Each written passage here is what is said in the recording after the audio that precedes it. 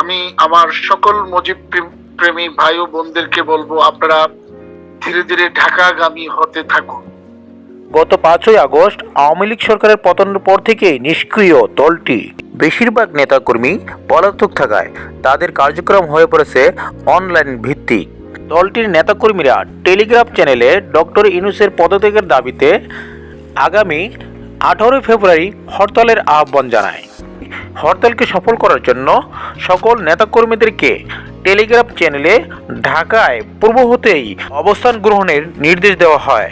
প্রকাশ করা হলো তারই একটি অডিও বার্তা। টঙ্গীপাড়া গোপালগঞ্জের শেখিরা। প্রিয় ভাই ও বোনেরা, আপনারা জানেন ইতিমধ্যে নেত্রীর নির্দেশ আমরা পেয়ে গিয়েছি। নেত্রী বলে দিয়েছেন যার যেখানে অবস্থান আছে, যার যে ইউনিয়ন, যার যে উপজেলা, যার যে জেলা, সেই জেলায় আমরা এই যে কর্মসূচি আওয়ামী লীগ ঘোষণা করেছে, এটি আমরা যেভাবে হোক আমাদের এটি পালন করতে হবে এবং এই কর্মসূচি পালনের মাধ্যমেই আমরা আবার পুনরায় ঘুরে দাঁড়াতে পারবো।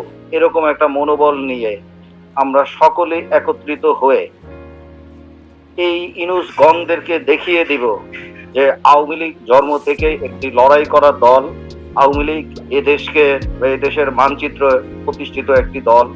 আওয়ামী লীগ চাইলে এদেশের সবকিছুই করতে পারে।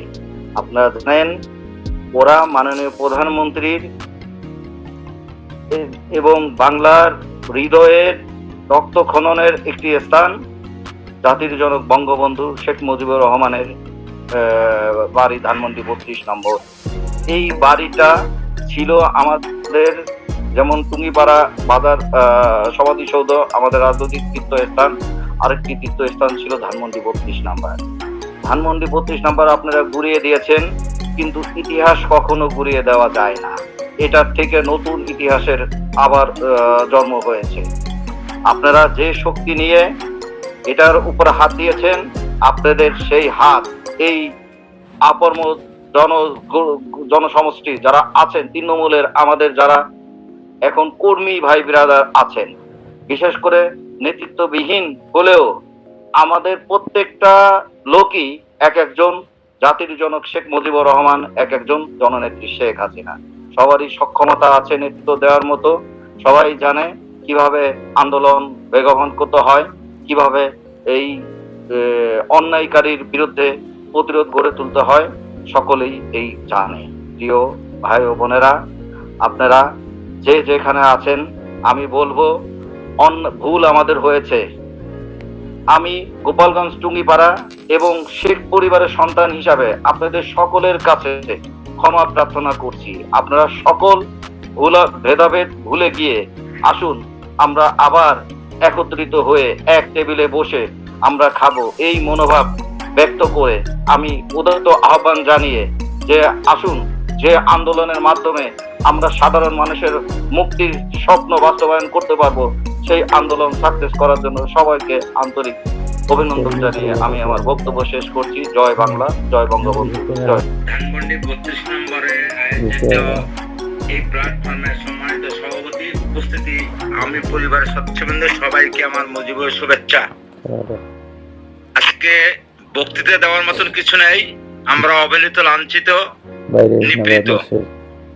এই মুহূর্তে আমরা একটি প্ল্যাটফর্মে দাঁড়িয়ে আছি, জননেত্রী শেখ হাসিনার দিকে তাকিয়ে রয়েছি, তার আদেশের অপেক্ষায় রয়েছি। আমরা সবাই মুজিব সৈনিক, আমরা একাত্ম হয়ে সবাই একযোগে কাজ করব।